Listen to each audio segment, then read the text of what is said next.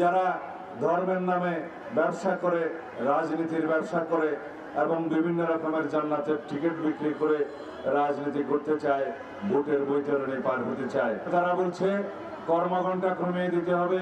তারা চায় নারীরা অন্দরমহলে বন্দী থাকুক। তিনি আরও বলেন, আইনি ভিত্তি পাওয়ায় জুলাই সনদ প্রতিপালনে অঙ্গীকারবদ্ধ বিএনপি। সালাউদ্দিন আহমদ জানান, শুধু গণভোটের মাধ্যমে আইন প্রণয়ন ও সংবিধান সংশোধন করা যাবে না, করতে হবে জাতীয় সংসদের মাধ্যমে।